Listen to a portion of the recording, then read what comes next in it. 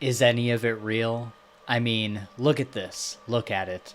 A world built on fantasy, synthetic emotions in the form of pills, psychological warfare in the form of advertising, mind altering chemicals in the form of food, brainwashing seminars in the form of media, controlled isolated bubbles in the form of social networks. Real? You want to talk about reality? We haven't lived in anything remotely close to it since the turn of the century. We turned it off, took out the batteries, snacked on a bag of GMOs while we tossed the remnants into the ever-expanding dumpster of the human condition. We live in branded houses, trademarked by corporations, built on bipolar numbers, jumping up and down on digital displays, hypnotizing us into the biggest slumber mankind has ever seen. You'd have to dig pretty deep, kiddo, before you can find anything real. We live in a kingdom of bullshit that even you have lived in for far too long. So don't tell me about not being real. I'm no less real than the fucking beef patty in your Big Mac. As far as you are concerned, Elliot, I am very real. We are all together now, whether you like it or not. Hello, friend. Welcome back to the Fantasy Files for another Reacts episode where we do deep dives on shows, movies, and video games. We are your co-hosts, Spencer and Gabe. And today we are talking about Mr. Robot Season 1, directed by Sam Esmail and starring Rami Malek as Elliot. Gabe has just seen the first season for the first time, so we will not be doing spoilers for the rest of for the entirety of the show, but we will be spoiling the whole first season. I would also ask that you guys be careful about spoilers in the comments section, just in case other viewers are new to the show as well. You can still talk about spoilers and I will respond to them, but just be sure to tag them as spoilers and hit enter a few times. Just to be considerate of, other people. If you end up enjoying this content, we would ask that you hit those like and subscribe buttons. It helps us out a ton. And every time you like and subscribe is another hour that I remove Gabe's manacles and let him out of my basement. So do the right thing. I mean, I don't just let him go free. That would be crazy. He's got a leash and we go for a walk around the house. I get 4 feet of walking space every day, and that's a good day. That's when That's Spencer, a good day when he's not drinking and sitting on my ass and watching Mr. Robot. Yeah. You actually just watched Mr. Robot from like the crack in the door. Yeah, exactly. And then you turn around and I'm like, oh shit, he saw me. Throw blankets over the door. Oh man. Let's You can also follow us on Twitter where we talk about what we're watching and playing. But most of our channel is actually about fantasy and sci-fi books. So we do post about that a lot, but we're always happy to discuss these shows and whatnot. So drop us a line over there. We're hoping to do the next 3 seasons of Mr. Robot in our Reacts video, similar to how I did the Dexter videos, although with a different format. So stick around for those. They should be out every couple weeks. Our other co-host, Chris, was going to join us for this episode, but he ended up having something come up. So he will be here for season 2 and hopefully 3 and 4. So like I said, hit those subscribe buttons, stick around for that content. All right. So with all that out of the way, usually in our normal like fantasy and sci-fi dedicated episodes, we talk about what we've been reading lately. But since this is a reaction video, not really a reaction video, but it's in like our reacts videos, let's talk about what we've been like watching on TV, movies, video games, just that kind of stuff we've been doing lately. What kind of media have you been consuming, Gabe? So mostly shows. I haven't been playing a lot of video games lately, and that kind of irks me because like there's times where like I will go months and months without gaming, right? And Yeah. then all of a sudden I'll have these like urges and I'll like sit down and play a game like every day, an hour a day.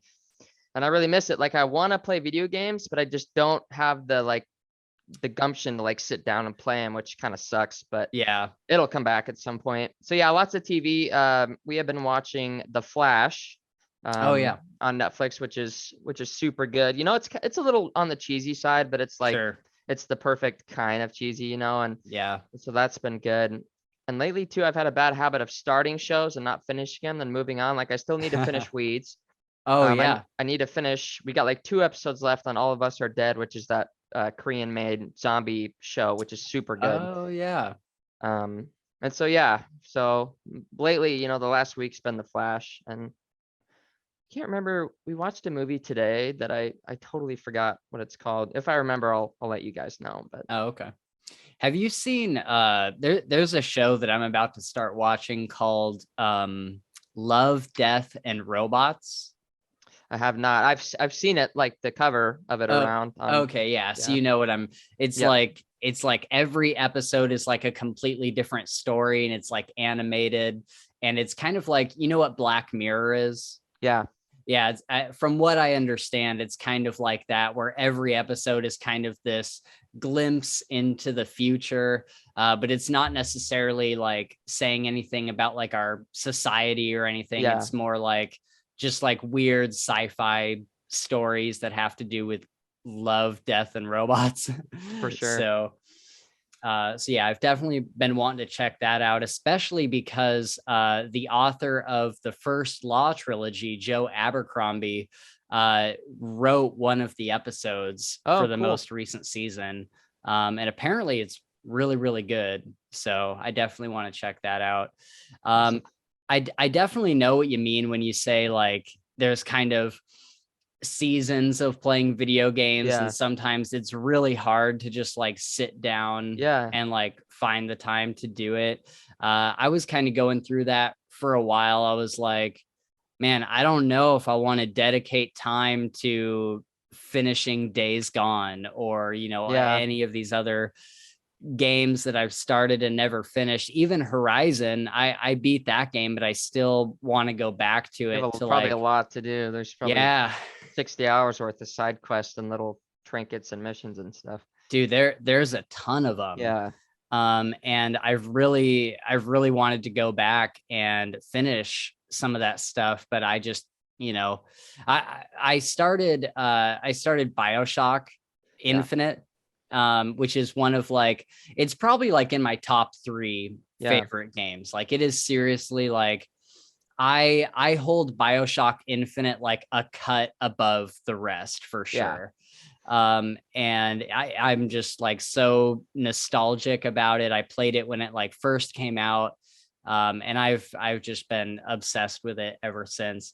But it had been like a few years, like it's been a while since Yeah. I played BioShock Infinite, so I started that up maybe a week and a half ago or so, and I'm so hooked. Like I'm already like halfway through the game, like just because I know how to do everything. For Like sure. I Yeah. You're know, just kind of like, breezing through it. man, I've literally played the game like a dozen times. Like Yeah. I've played it so many times. And so I'm just like flying through it. I know exactly what weapons I want, exactly what upgrades I want. And I'm just like enjoying the story because Yeah. like the main thing about that game, the main reason I enjoy it is the story, because it's such a mind bender Yeah. and it makes you think that the game is about one thing, and then this huge reveal happens later on and you're just like, I was literally wrong about everything. Yeah. And it's just a complete like mind bender, mind twist. And so yeah, I'm enjoying the hell out of that game. What else have I been watching? Have you heard of 20-minute horror stories? No, what's that? It's kind of like what you described, that the Love and Robots or whatever that's called. Yeah. Every episode's a different story and they're only 20 minutes long. Some of Okay. them are okay and some of them are like really good. But it was a cool concept because I had never like seen something that, I mean, I'm sure people have, but I never saw it. something like that, right? Every episode's just it's its own standalone thing, and there's 2 seasons, and some of them are really freaking cool. Okay. Yeah, Yeah. I should. What's it on? Netflix. Yeah. Yeah. Okay, cool. Yeah. Yeah, I'll definitely have to check that out. I've been meaning to watch Moon Knight is one of the new Marvel shows that I wanted to watch. Really? I've never even heard of that. RJ Bailey was on last week and he was talking about, or was it last week or the week before? He It's was called Moonlight? Moon Knight. Moon Knight. Okay. Yeah. And he says that it's really, really good. It's about this guy who has like a split personality, and the personalities don't know about each other.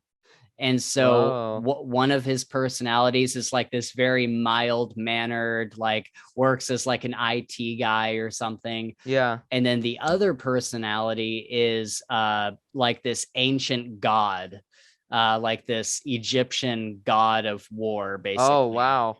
And they have no idea that the other personality exists. They just Yeah. think that they have some sort of like mental disorder that they think they have like narcolepsy or something Yeah. because they keep waking They up in fall weird asleep. Yeah. places. Yeah. And so I thought that that sounded like a pretty interesting premise. I've been pretty disappointed with Marvel movies recently, but I think that I think that this sounds pretty cool and it's getting good reviews. Yeah. And then the other thing I wanted to start that it's not getting great reviews, but it's not getting terrible reviews, I think, is Obi-Wan, the new Star Oh, Wars show. yep. I've heard mixed Yeah, thoughts on that too. right. And so I'm cautiously going into it, just hoping that it doesn't destroy my childhood. Destroy your faith in humanity. Yeah. So, we'll see. But you saw Doctor Strange recently. Yeah. How'd that go? That was a mind fuck, is what that was, dude. I really wish that I would have watched WandaVision before, because like I really obviously like didn't see her going that way at all, and it was weird because I feel like I missed like so much to because it's just like backstory, like why is she like this, and so I'm definitely gonna go back and watch it. Other than that, though, I really did enjoy it. Yeah. But and here's the problem though, is as far as I remember, nothing in the trailer suggested that people needed to watch for sure. WandaVision. Yeah, I had no thoughts, and yeah, for sure, which they should. That should be a disclaimer, Right. Yeah, like, hey, you need to see this. So much of that movie, like I would go as far to say that probably 75% of that movie is pretty much nonsense unless you know what happened in WandaVision. Yeah, it was hard to collect and manage all of it. Yeah, because even my mom, I took her on Mother's Day to go see it. We were thinking like, oh, the new Marvel movie, like let's just go see it. Yep. And she had no idea what was going on. She's like, who are these people? Like, why? What's this about the kids? And like, just totally didn't understand any of it. And I'm like, did you watch WandaVision? She's like, I watched like the first 3 episodes and then stopped. And so it's definitely a requirement for seeing Doctor Strange.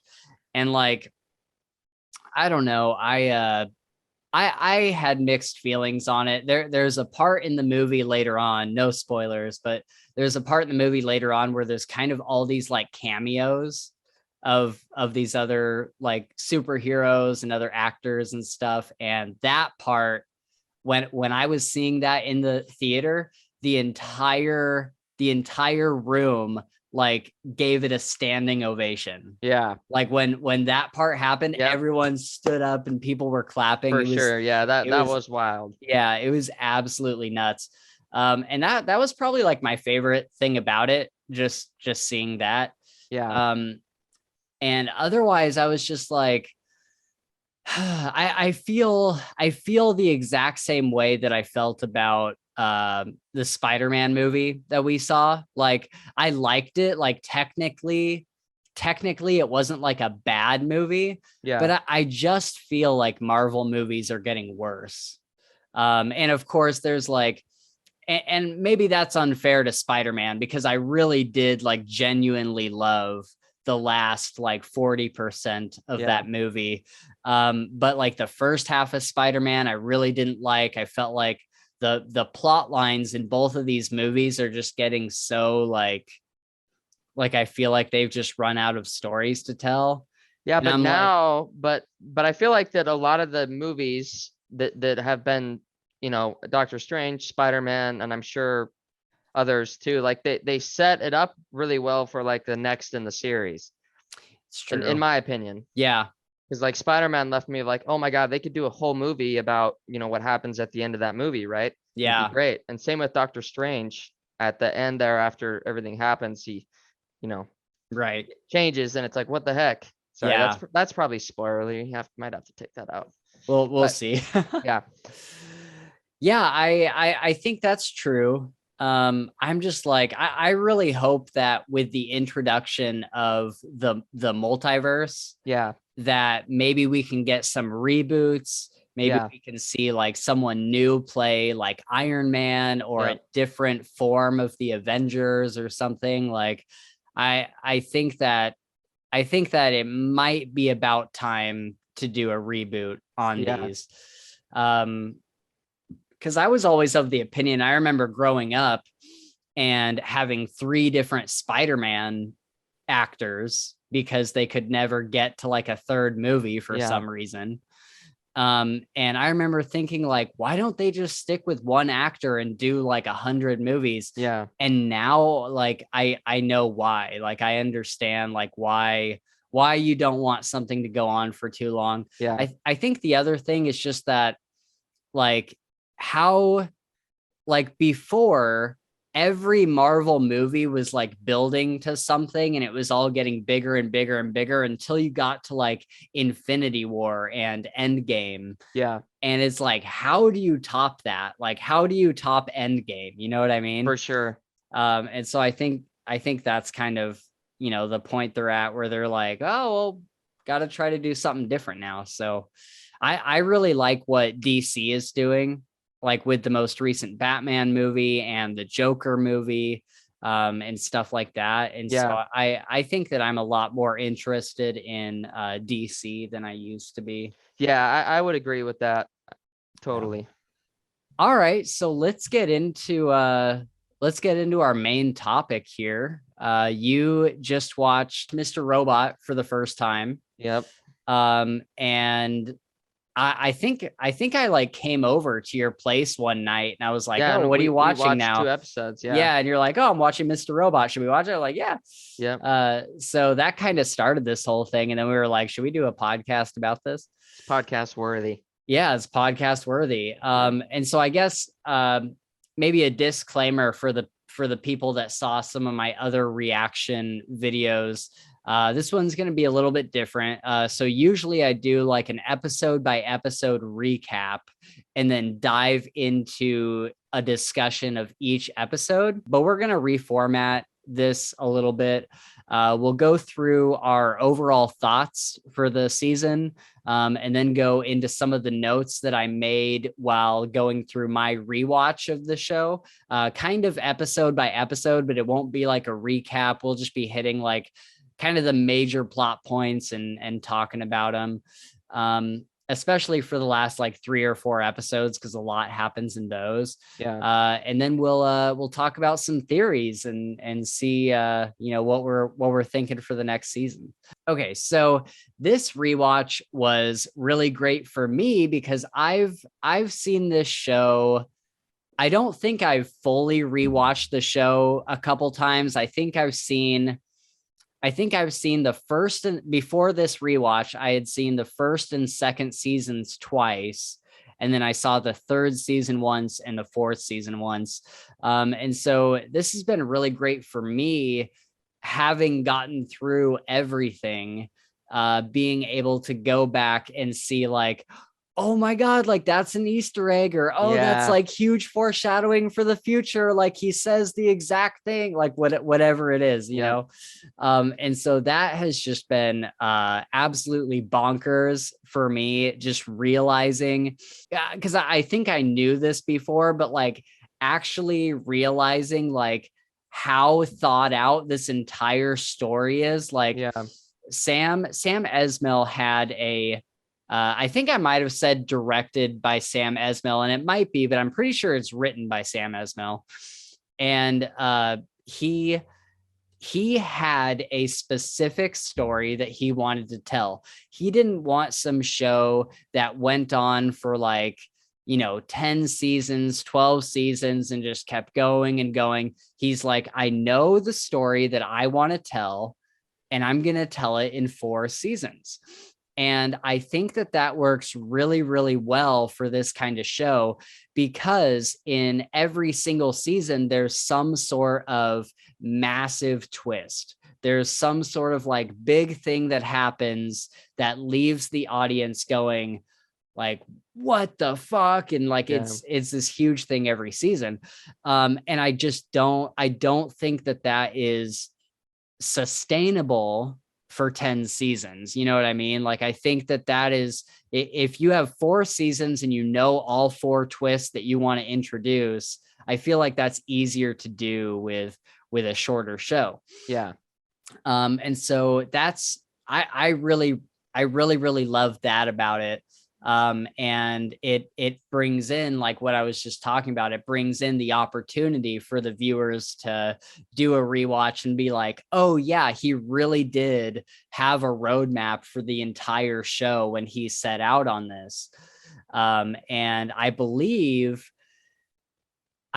for Rami Malek, the guy that plays Elliot, he told him the entire, what, once Rami like signed his contract and everything, he told him the entire plot of the show, like the entire, like how it was going to end and everything, so that Rami would know why he's acting the way he's acting in yeah, certain scenes.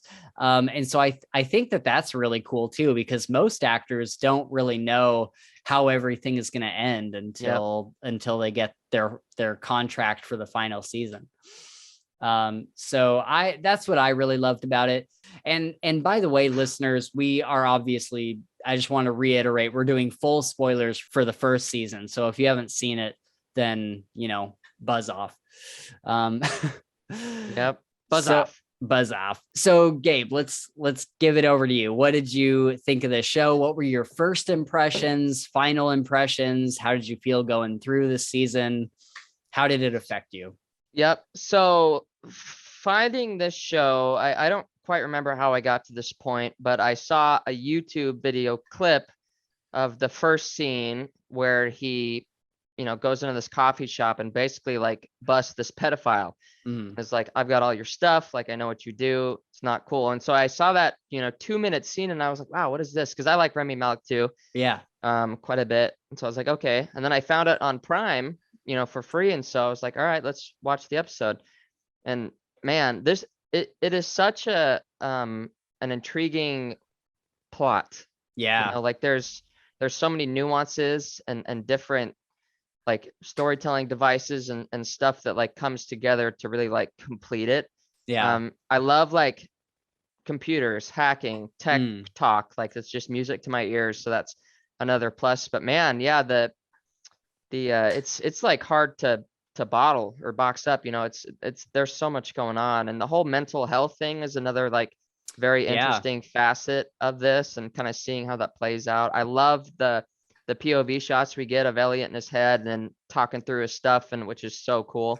Yeah. Um, and yeah, it's been a ride, dude. And I'm Yeah. still like last night, we went to Portland for the Legendarium Con and they shot an episode up there. I can't remember the name of the book that they were talking about.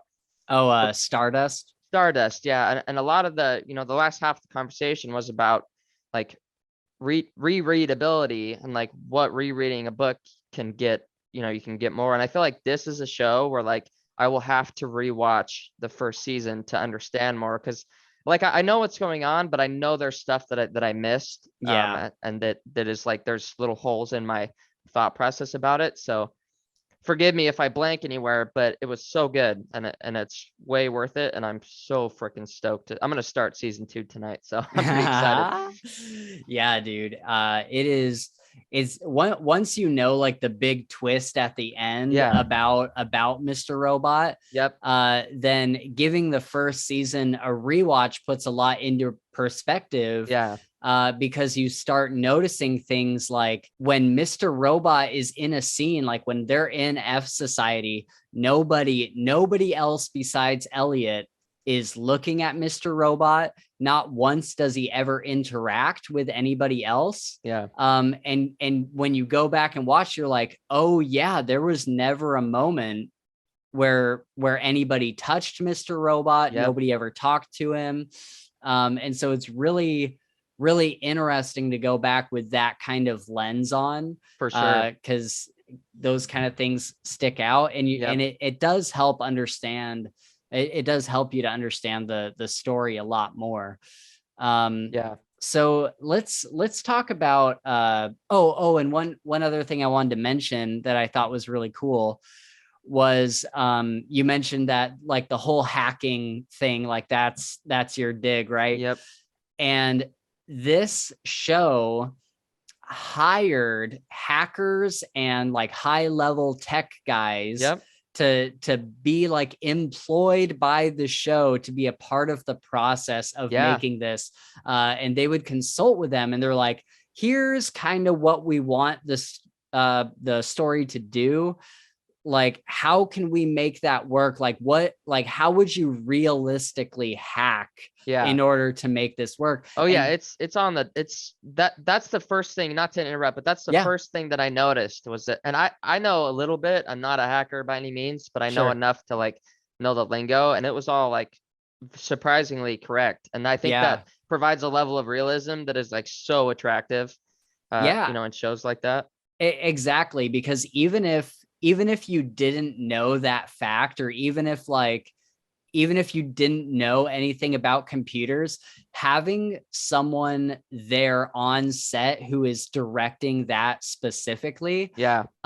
it gives the viewer a feeling, like you get the Yep. feeling that it's real. Like even Yes. like Yeah. when I first saw the show, I didn't know anything about computers. I didn't know that they had hired hackers and stuff, Yeah. but everything about it like gives you a feeling somewhere inside, somewhere deep down, that this is realistic. There's Yeah. just something that comes off that way. Yep. And so I thought that was really, really, really cool.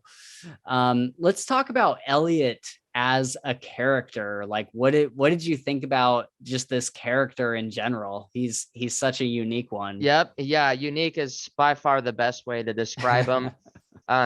He's, he's got his, and again, this just brings me back to the mental health thing. Like the inner monologue itself and the way that he talks and thinks is not quite the norm, right? Right. It's a little bit off in its own Yeah. incredible way.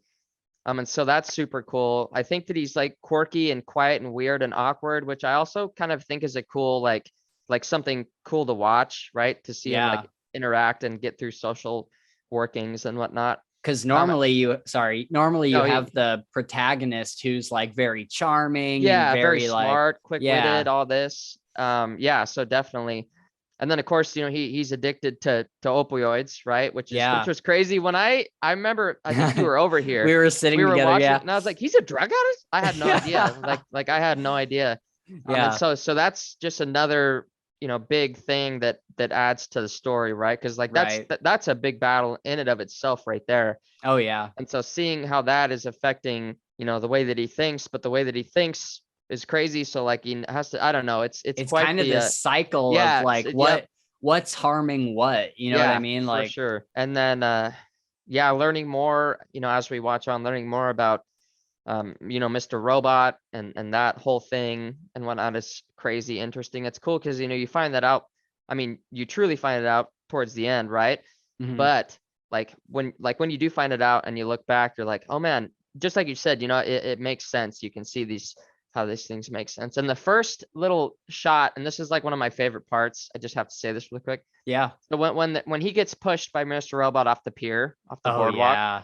when you first see that without, just by himself sitting there, it's like, holy shit, dude! Like, Yeah. no way. But Yeah. yeah, That is a really fantastic scene because he's just sitting there on the railing and then all of a sudden he just like goes yeah, down. exactly. And it's Uh like that's a mind fuck in and of itself. But yeah. yeah, I love his character. He's probably like up there with one of the most interesting, uniquely interesting Yeah. characters that like I've ever seen. Yeah, I would ditto that. I think that it's very rare that you see a character like this in TV Yeah. specifically. Yeah, say books, there's several, but yeah, Right. TV, definitely. Yeah, definitely. And like I think that like the closest other character that is similar to Elliot would be Dexter from Yeah. Dexter Morgan from Dexter.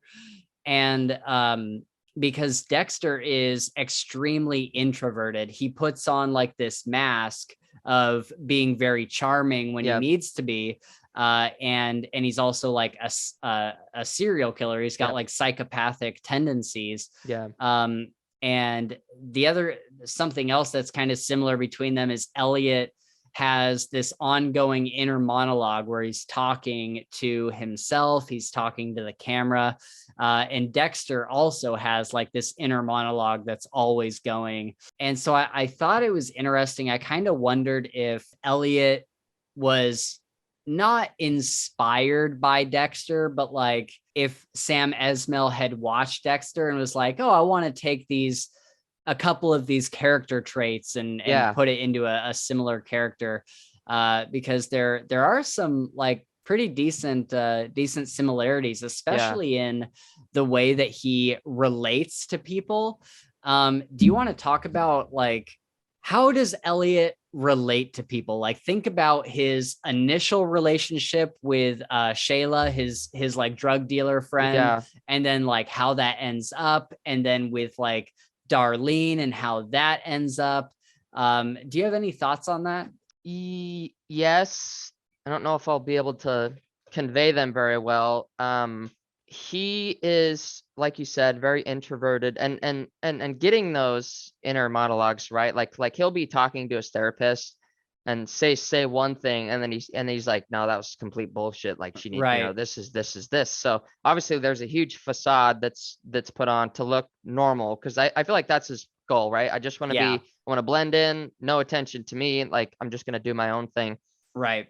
And the cool thing, like I really liked Shayla and him like coming together because she was just relentless, right? Like Yeah. she was like, I'm not really gonna take no for an answer. Like I'm gonna She's keep, like, I'm gonna get you out of your yeah, cage. Yeah. exactly. And of course, when he does, as awkward as it is, even still, you can see like, you know, again that the shell broke in some Yeah. spot, and then can kind of he starts to get a little bit more attached and a little bit more open and stuff like that.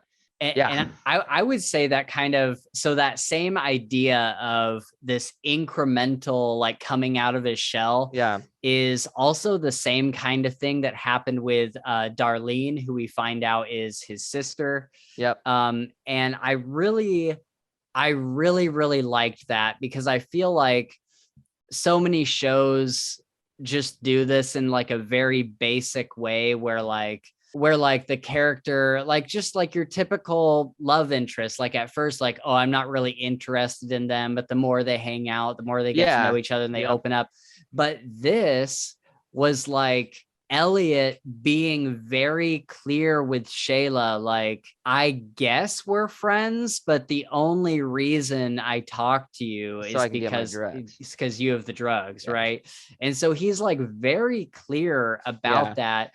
And even I don't think he ever says it like explicitly, but like in his like inner monologue and just the way that he like acts and stuff, that he doesn't have genuine feelings for Yeah. anybody, whether it's Darlene or Shayla or Yep. any like other friends that he has, except for maybe Angela, Yeah. his blonde friend. That's Yep. the one person that he's actually really close with. Yeah. But then like a great example is her boyfriend, who keeps, or the guy that was, Yeah. he keeps coming by Elliot's desk, and Just trying to make friends. He's like, he's "Hey, like buddy, how's it going? You wanna, yeah, he's like, I just want to be friends with you. Like, can yeah, you just open up a little bit? But it kind of goes back to Elliot hacks everybody. yeah, And so he knows like who people really are. Like he looks into yes, them yeah." super deeply. Um, and so I think, oh, sorry, you I have was just some? gonna say, and I was just gonna add to that, and maybe this is what you're gonna say too, but that I just had to stop when you said that. So him doing that beforehand, right? And now he's got this like what's a good word for that? This mentality of like, oh, you're a dirtbag, like you're a Right. piece of shit, like you are, whatever, whatever, whatever. And so that just makes his faking it so much more like dramatic because Yeah. it's like he knows how bad these people are, and Yeah, I think that, because imagine like that is probably like what makes him the way he is in a lot of yeah, ways. Because think, if you meet somebody new, like someone brand new you've never met before, yep, and you realize you want to be friends with them, like what is propelling you to do that? Like what, like why, like if you meet somebody new, what is like pushing you towards hanging out with them basically? yeah. Can you think of like Oh, any reason why? yeah, I mean, if I meet somebody new and like they're kind, charismatic, confident, just like traits, attractive traits like that, having commonality, like having stuff in common with them is a big thing. Just stuff like that would be like my initial kind of baseline. If I don't check all those boxes, I probably won't text you. Right, but also like, for I don't know, for me the reason, like if I meet somebody and I say like, oh, we should hang out or we should grab drinks, I am wanting to get to know them. And Yeah, then the more, and like hanging out with them over the next like 10 or 20 times, my whole goal is, oh, if the next time I hang out with this person, I'll get to know them a little bit more, and yeah, then I'll get to know them a little bit more and a little bit more. yep, But Elliot already knows yeah, for sure. everything about everyone because he Yeah, hacks them. So what motivation would he have to make friends? He that's already true. knows everything about Yep, them. that's a good point. I didn't not think about it like that. That's a great point. And so, he just, and like he's like a very logical thinker. Yeah, And so he's like, in his head, he's kind of like, yeah, like why, like I already know this guy's a dirtbag, or I already know this person is really kind and likes rabbits or whatever. yeah, Like yeah, why would I put forth the effort to like get yeah, to know them when I already do? for sure. And it's kind of like a safety mechanism. Like I can get to know people this way and not get like uh pushed away by them, or like Yeah, let down. I'm not going to be let yep, down or anything, because it's just me and my computer. yeah, And so I thought that was kind of a really interesting part about him. But going back to like Shayla and Darlene, I thought it was interesting with Shayla how he's, no, I don't know if I'd say he was like using her, but he's like, because he's very clear about it. yeah, But he just doesn't really have any interest at all yeah, in being like her genuine friend. And so it's not until he has that episode where he has a close call with somebody kidnapped him, I think somebody kidnapped him or something. And he was like, it was like in episode 3 or 4. Oh, And he's like, I'm going to turn my life around and just have a normal life. I'm going to give up all this hacking and all this stuff and just be a normal person. And so we get like this like montage of him like doing normal people yeah. stuff. Like he goes and gets a Starbucks and he's like Yep. just walking on a sunny day while Steal My Sunshine is playing in the background. And like Yeah. just like this very like happy scene. And he gets invited to his boss's dinner party. And at first he's like, oh no, I'm not going to do that. And then he's like, well, that's what normal people do. And so then he brings Shayla to the dinner party and he asks her there, he's like, do you like, I forget exactly how it happened, but he's sitting down with her. He invites her to the dinner party and he's like, do you like want to be my girlfriend? And it's Yeah. like this very awkward like Yep. exchange. And she's like, you're just going to ask me like that? And like, it's very like Yep. funny and quirky. But after that point, like, it's almost like the fake it till you make it kind of Yeah. thing. Cause like in that moment, he didn't really want to like be her boyfriend, but he needed her to go with him to this dinner. Yeah. And so he brings up like this thing. And then after that, they start like actually like caring for each other. Yep. And so I really love how all of his relationships kind of follow that outline where he's not really a big fan of whatever person, but then like, he kind of just fakes that he is until he makes it. And then with the whole reveal with Darlene, that kind of sent him over the edge with her. And I can't wait for you to see the brother sister relationship that Yeah, is I'm excited. Darlene and Elliot, because it goes into it more and more and more as the seasons go on. And they are like two people that will do anything for each other. That's And like awesome. they're always looking out for each other. Yep. She's always looking out for Elliot. He's always making sure she doesn't get in over her head. And so I really love those two. Moving on, let's talk about Tyrell. What'd you think of Tyrell? I got pretty sketchy vibe from him from the get-go. Mm-hmm. I think that he's like he's an extremely driven character that's also very like totally willing to do anything to get further to progress. You know what I Yeah. mean? Dirty or not, kill somebody or not, I can see that easily happening. One of the weirdest relationships that, at least in the first season, are between him and his wife. Yeah. Like they're like, like they do not like love each other, right? At least that's the feeling that maybe not love each other, but it's like they're distant. That's the way that Yeah. I felt. And she's like willing to like, well, why don't you just, why don't you go fuck her? Like, you should just Yeah. fuck her. Like, his wife telling him stuff like that. And I was like, that's interesting. And mind you, some people have open relationships and Sure. whatnot, but it was just a little weird. Yeah, so their relationship is very interesting. They do love each other quite a lot, in Yeah. fact, but not in the way Yeah, a different, that we would think of it. Because like you said, they are both like practically the same person. Yeah. And like they are willing to do anything, whatever it takes to make their family like get ahead. Yeah. And that probably comes first, like before like the love between them. Yeah. Like the first thing that matters is like gaining Progression. more Yeah. power and like leveling up, so to speak. Yeah. And so that is really like their main goal. But when it comes down to it, from what I remember of the later seasons, when it comes down to it, like she is always backing him up. Yeah. And he is always backing her up. Like Gotcha.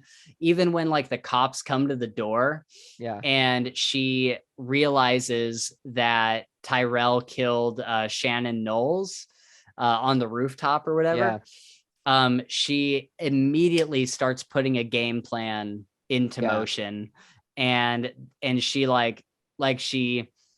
she is shocked, but she like accepts the shock and understands that it's going to have to be something that is discussed later, Yeah. and just immediately plays ball. Yeah. And starts like, For sure. kind of maneuvering with the police there, like talking really sweet to them, like, oh, can I get you any coffee? And then she goes to the kitchen and induces herself into labor so that they can get out of there. Yeah. And so she'll do stuff like that because she's always maybe not necessarily in his corner, but like in the family's Yeah, corner, for like sure. No, whatever they I can have. totally see that. And that makes a lot more sense. I think I was thinking about it in, the traditional sense of love, I Right. guess. Yeah. But yeah, I could totally see that. They definitely have each other's back. Yeah. That is clear. Yeah, it's certainly not a Yeah. traditional Yeah. a traditional relationship But by and any means with that's them. what makes it so interesting too. It's That's what makes it yeah. interesting, man, because a lot of these characters in this show are things that we have not really seen on Yeah. TV Yep. before. Like a lot of these characters and the relationships they have are extremely unique. And Yeah. I think that that's why people really love this show. Um, Something else that I really love about Tyrell, like I think I told you when I came over to watch the show with you, I was like, Tyrell is like one of my like top 3 favorite Yeah. characters for sure. And as we go in the seasons, especially like season 3, you'll see why. But Tyrell, I have it somewhere in my notes here. Tyrell and Elliot, they have this connection. And even from the very first episode, Tyrell says something to Elliot like I feel like I know you, or like I feel like he says I feel drawn to you or something Yeah. like that.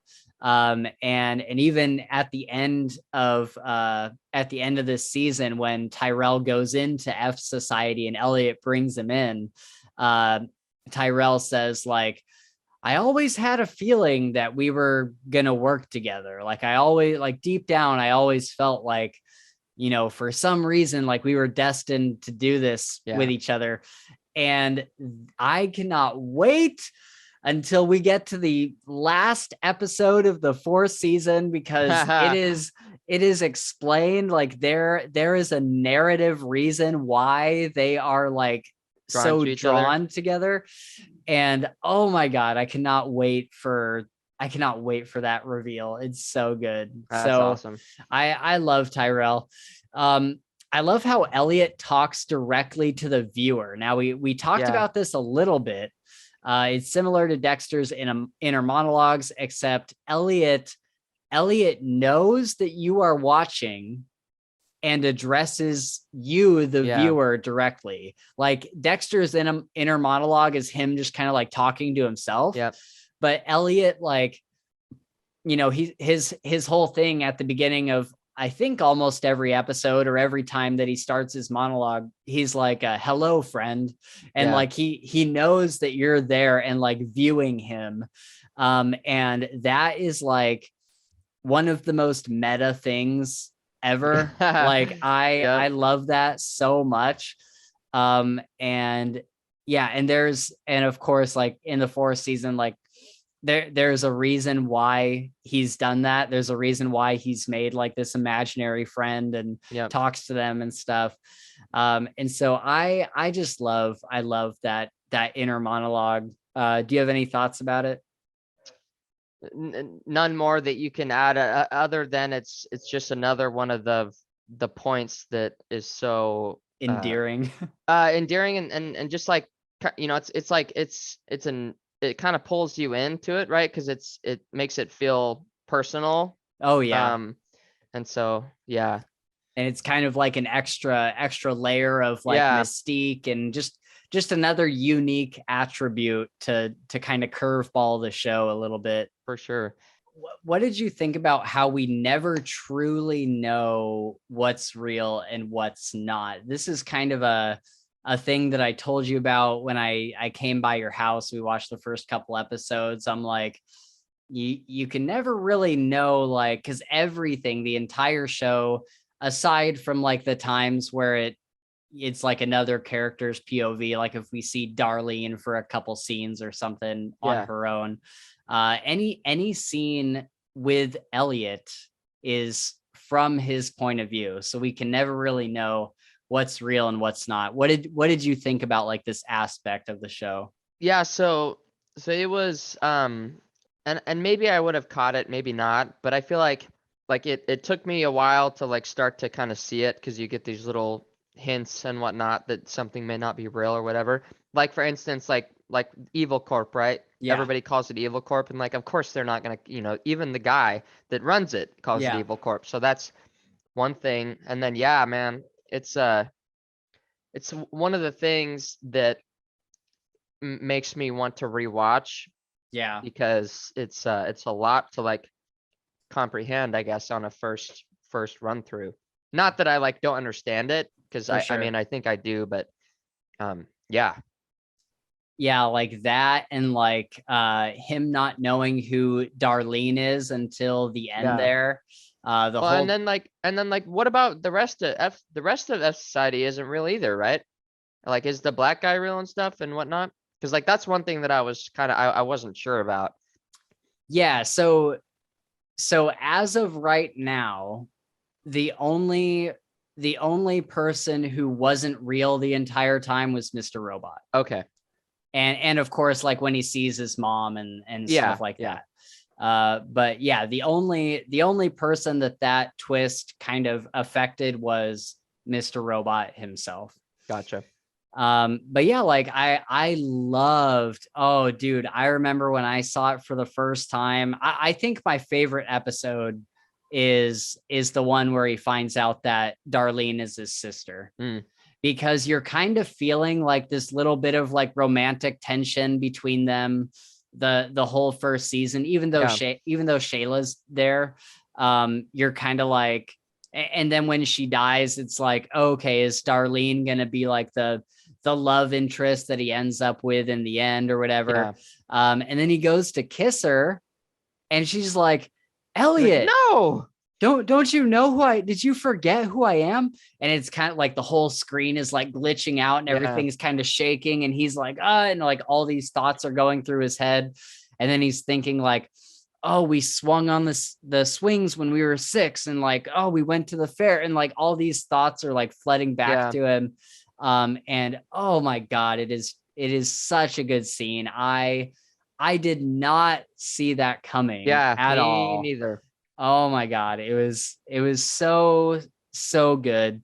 Especially because their like romantic chemistry in that scene was so good. Like, Yeah, she sat by him like really close, and their faces were like really close, and she's like talking to him and complimenting him, and all the typical like romantic stuff that you see in TV shows.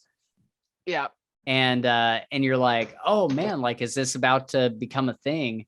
And then the twist happens. It's just, oh my god, it's so yeah. good. I am so excited for because you said that like every season there's like a mind bending twist. Yeah. Like man, the potentials are limitless. So limitless. And that's the thing that's interesting about this, because you have to wonder, like, on what scale is everything misconstrued? Is it just like these relatively like smaller things about like his dad being dead, or like his sister not being Darlene?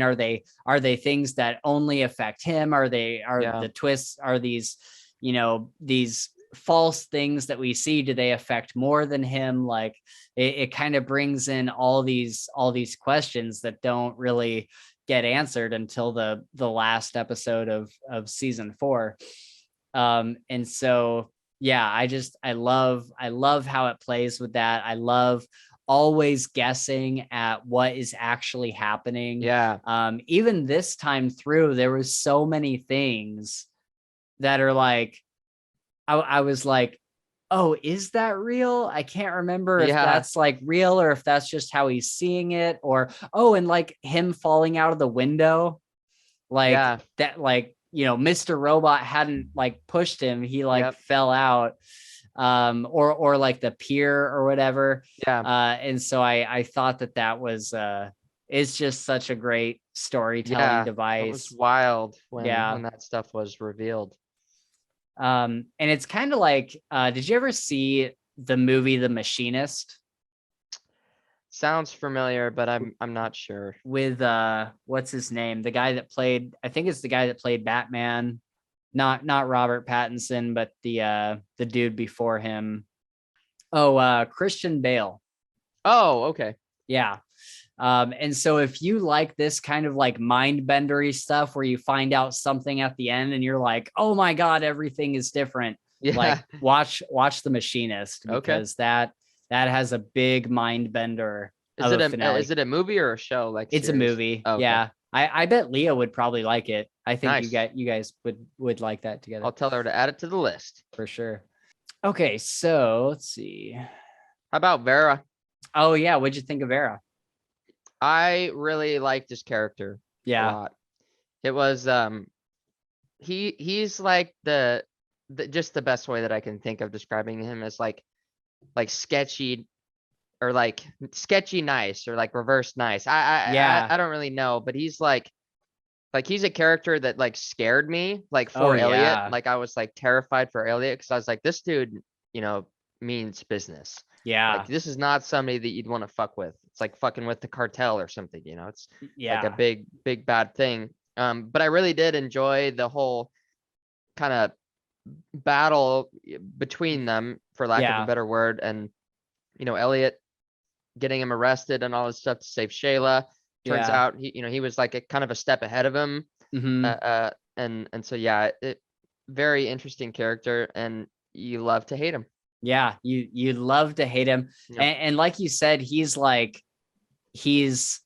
nice. Like Yeah. I don't know how to like explain it, because he's like pure evil, but he acts like on the front he's like kind of nice in Yeah. some ways, but he can like flip on a dime. First of all, like Yep. he can like in a moment's notice he can be like, but it's like a false,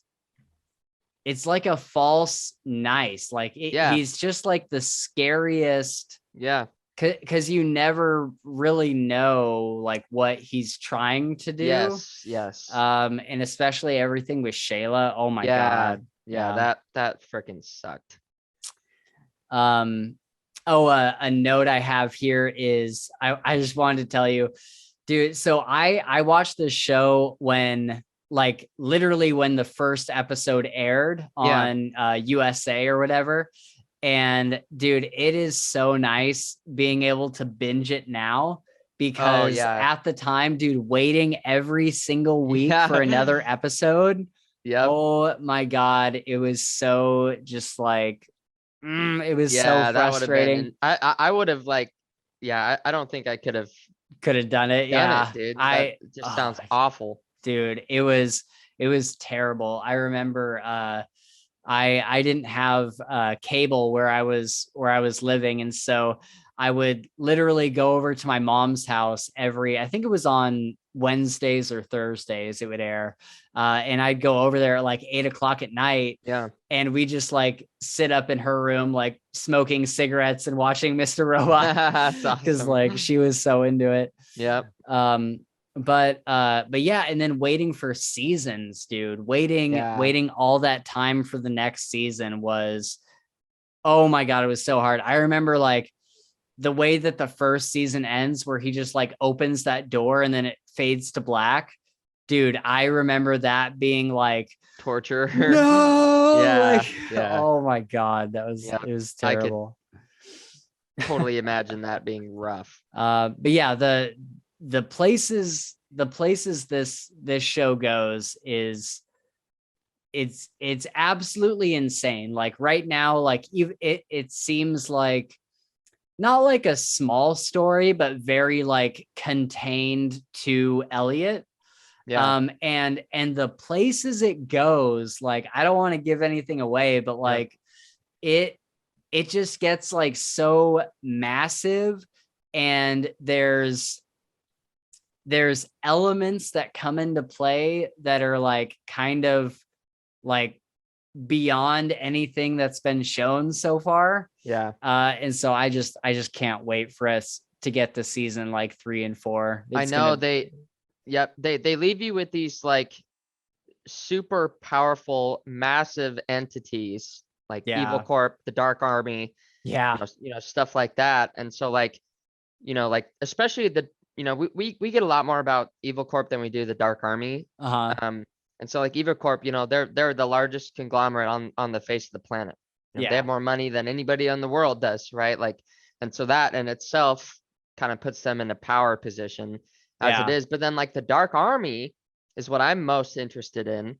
Is you hear these whispers and she's trying to contact them and you don't know who it is and this and that. Yeah. And they're like the president, or not the president, but like somebody of like massive power that could do massive damage at a whim Yeah. if they chose. And so like I know that that'll grow and we'll see more of the Dark Army. And so stuff like that leaves you like at the edge of your seat, just like, oh man, that could be insane, the way that Yeah. they can take it and do it. Yeah. And with them and with Evil Corp, it's like, how far does the rabbit hole go? Yeah, You know what I exactly. mean? Like how And how it far? leaves it open, leaves it wide open. Like, and Yeah. again, potential is limitless, which is really cool. I feel like that's like should be like the theme of this show is like potential is limitless. Oh There's yeah. so much room to go any way. What did you think about Darlene and Cisco? Darlene and her boyfriend. Yep. So I don't know if I liked it per se. I think that Cisco is kind of like, and again, that this is one of the ones that I'm a little kind of fuzzy on. Like I understand that they were together, but he's not a part of F Society, right? Or is No. he? Yeah, he's not He's kind of part of the Dark Army. yeah. Yeah. Okay. So yeah, I don't know. Definitely not meant to be together. But it was kind of interesting seeing Darlene like coming to him for help. Like you have to get a hold of them. You Yeah. have to like get me in contact. He's like, no, like you're done. Like I've done what I can and Yeah. whatnot. But yeah, that's a little fuzzy for me. For sure. Yeah. I think we'll see more of them in season 2 and 3, if I remember correctly. And we'll get to know Cisco a little bit more. They're certainly not my favorite characters, but they have Yeah. a lot of they have a lot of really interesting storylines Yeah.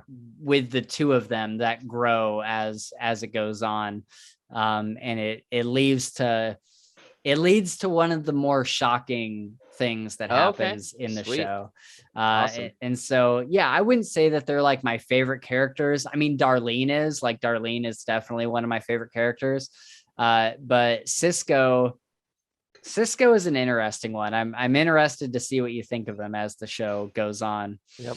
I really love this dark, not that New York isn't already dark and gritty, but just this very like with the like space age kind of Blade Runner music playing in the background, Yeah. and the city like being on the edge of collapse all the time, and Yeah. like seeing all these really dark things that happen in this version of New York. I just really, really love this setting because they could have just taken like New York, like a generic New York, you know what I mean? Yeah. And use that as the setting. But I think that this one is almost like borderline like dystopian. Yeah. And like it's just really like gritty. We get a lot of like I think like the way that it's shot too kind of adds a lot to it. All these like weird like camera angles of the city and just like these different places we get to see. I love the setting of this. All right. So any other like generic thoughts before we kind of go into like some main plot points? I don't think so. I think we got a lot Yeah. out on the table there. So Cool. All right. So now we're going to go into not necessarily episode by episode, like I'll reference like what episode we're talking about because I have them all in the notes here. I don't have notes for the first 2 episodes because I watched the first 2 episodes with Gabe, and then I came home and started on episode 3 and started taking notes. yeah. Was there anything in the first couple episodes of note that you would like to talk about? Other than the first scene that The kind of, pedophile yeah, guy. I Yeah. mean, that really sets up Elliot so well, because like Yeah. we just kind of get this like vigilante, um, kind of like moral criminal guy that, um, wants to, I don't want to say make the world a better place, but like he understands like what's evil and like what's not per se, and like he's Yeah. willing to do what only he knows, not only him, but what he can do best to Right. try and, take a pedophile off the streets or whatever else. And of course, like, that's the hacking wondrous of it, and how he, like he beat Tor. I thought that was kind of interesting, because Tor, at least from what I know, is like, the onion router, it's like a way of like bouncing your IP address off all the computers that are on it.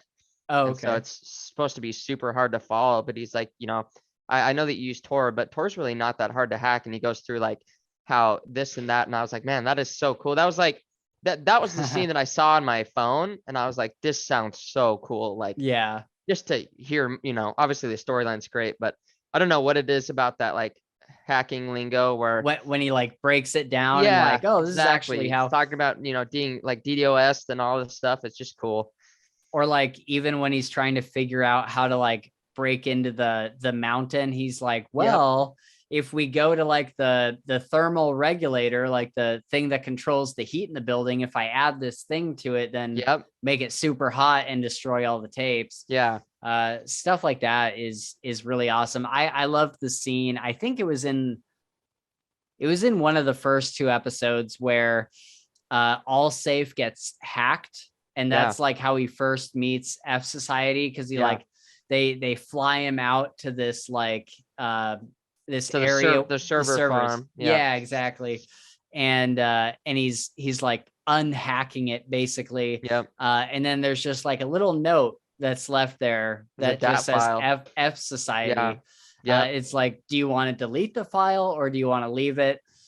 And he's like thinking, why is something telling me to like leave this where it is? Like, why is something telling me to like what is going on here? Like, for some reason I don't want to delete Yeah. this.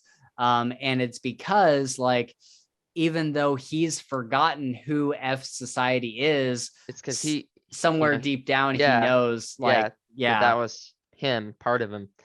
And so I kind of wonder if that was sent to him from himself, Yeah. because like he knew that he was going to go into this like fugue state, and he's like, I need something to bring the reminder To back for trigger me it. to, Yeah, yeah. for sure. And so I thought that was pretty Yeah. interesting. I really liked the scene where we first meet Mr. Robot, Yep. and he's like on the bus and he's like, follow me. And like, Elliot's like, why am I following him right now? He just like follows him, and then he Yep. takes him to F Society and introduces him to everyone. I really loved just like that whole, just like everything that started to make him like get into F For Society. sure. Yep. And yeah, and I just love the way that like, I love the way that it drops us in there in the way where you're not like questioning, like nobody in F Society was like, oh, welcome back, Elliot, or anything. Like it really made us believe that this was the first time that he was finding this group of hackers. Yep. And so I thought that was pretty cool. All right, going into episode 3. This is the one where Elliot tries to lead a normal life, but he's pulled back into F Society. And this is where Gideon starts getting suspicious of him. And even like near, I think closer to the end of the season, Gideon is like, who are you really? Like, Yeah. why does all this weird shit happen around you? Yep. And so he's starting to get suspicious. That's a big plot point. Yep. Um, We see more of Tyrell Yep. getting ready for his big rehearsal for the CTO in the mirror, telling Yeah. himself, don't be a cold robot. That was Yeah. pretty gnarly right Pretty there. ominous. Yep. Yeah. And then he gets shit on and they're like, no, Oh, you got to yeah. reschedule, like, and he was super upset. Yeah. And then we see him again shortly after that, and he goes to like this underpass. And this was like surprising to me. when Yeah, this happened. dude. He goes to this underpass and meets this hobo that obviously he's done this before, right? Yeah. Like obviously this has happened because the dude know what's up, and he gives him like $500 and then just beats the fuck out of him. Yeah. Just like I was like, holy crap. That's like that was surprising. Yeah. Lots of anger, lots of rage in that guy. You know, he's kind of a loose cannon Yeah. with his emotions. So But and it's funny how like it's funny. It says something about his character that he doesn't like he's so controlled in his anger yeah, that he knows like someone else with those anger issues would probably go to like a bar and yeah, and start a like get bar into a fight. fight. Yeah, Yeah, but he knows that like he would probably end up in jail if he yeah. did that. And so he finds like this homeless person that He's calculating or yeah, calculated. yeah, exactly. He pays him money. He makes sure his driver is like watching the streets to make sure nobody sees. They're Yep. in like a quiet place. And he knows that that's his opportunity to just vent his anger Yeah, in this yeah, way. And so it kind of says something a lot about his character that like as erratic and kind of like angry and off the cuff as he is, he has some level of like control to it. yeah, And he knows, like you said, he's very calculated. Like every single thing he does down to like every sentence he says, there is like a reason for it. yeah. Like even when we see him and Elliot in the mountain and they go and get like dinner or whatever. Yep. And then, they end up in the bathroom and he's like, I know that you got Colby fired and all this stuff. And he's saying that. And then he turns around and he's like, oh, I'm just messing with you, Elliot. Like, I don't actually Yeah, think that. Like, pats him yeah, on the shoulder. He's like, oh, I'll see you around. And it's like just everything he says is just a seed of like manipulation. yeah. Like he's saying things at the perfect time to make the right effect. Yep. He's a And chess player yeah, thinking exactly. several moves ahead. Oh, dude, I love this scene. Elliot in the hospital.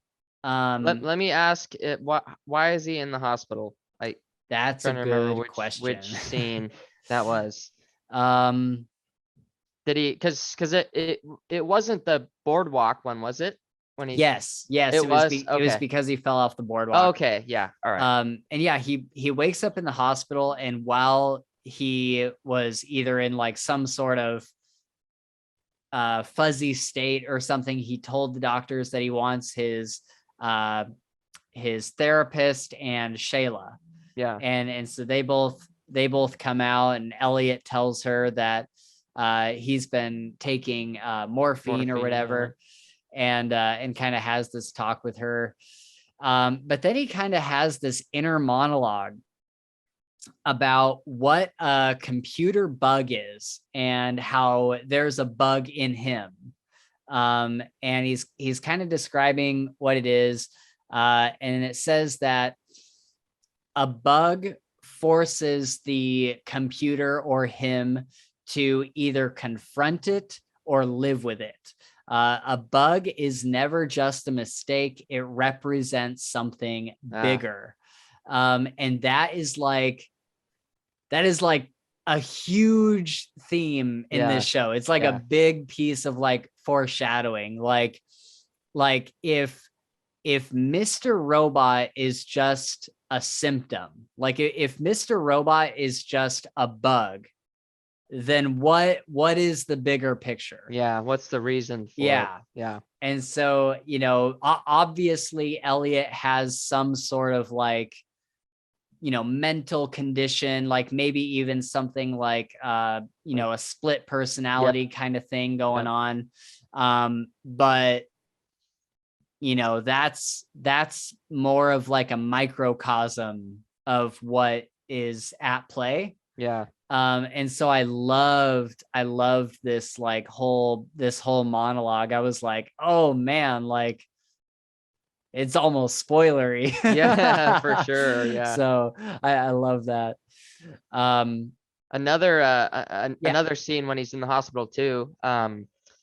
He we get another glimpse in him and his hacking, and kind of why he makes the choices he does when he's hacking. And he chose this hospital to be his, main doctor or whatever, because of their IT department. One guy yeah, with a low budget, and he can change any of his health records. And so, like, when you have right. that deep talk with the therapist, she's like, you have to go into detox, like, you have to stay clean weekly, peas in a cup. And he's like thinking about it, and then shortly after, you learn that like he's going to manipulate the records. But Right. that kind of segue into him like totally cheating the system and just doing it Yes. so effortlessly is freaking awesome. I love that. He's like, that's the whole reason I chose this Yeah, hospital was because of this IT exactly. guy. Because and he can change it, and you even Yeah. see him go in and change, positive to negative, and Yep. he could do anything. Imagine the power. It's that's wild. I know. I love it. I love it Yeah. so much. Um, oh, and then Angela's boyfriend got hacked, and they're demanding that he put a And that virus was into AllSafe. Yep, and Cisco was the one that gave him the disc, correct? Yep. Yep. Yeah, That so was all Cisco. yep, so that was pretty interesting, when we see him again, right? Because like I at first I was like, that's just we were in Portland yesterday, and there was a guy standing outside of Powell's with a book. He's like, have you, and it was Yeah. his book, and he's like Yeah. trying to like give it to people, and I was like, that reminds me of something. Yeah. And so Cisco. yep, and so that was super cool. Yeah. And it shows like that he as well has some sort of like bigger plan Motivations, in yeah. place. Yep. Yeah. Oh, I just have a funny quote here. Mr. Robot shows up at Elliot's work, and they're sitting down together. And this is well before Elliot knows that Mr. Robot isn't Yeah. real. It's before we Yep. don't know that he's not real. And he's starting to like cause a scene. And Elliot's like, dude, you gotta stop. You're gonna cause a scene and like all this stuff. Like you can't be here. And Elliot, Mr. Robot sees this redhead pass by, like this really good looking redhead. And he's like, all right, fine. Or no, because he's talking about what is He's like, oh, she's cute. You should go That's right. talk to her or something else. And then Yeah. And then he's like, all right, fine, I'll take her, but let the record show I was trying to be a good wingman. And then Elliot like grabs Mr. Robot furiously and he says, oh, calm down. Shit, I'm not really that into redheads anyway. The whole nation of Ireland makes my dick soft. oh, that's so awesome. That's so funny. Yeah, and then Elliot has a whole 30 minutes of trying to live a normal life. It's pretty funny. Steal My Sunshine by Len is playing in the background. Yeah. Like, if you steal my sunshine. And God, I love that song so much.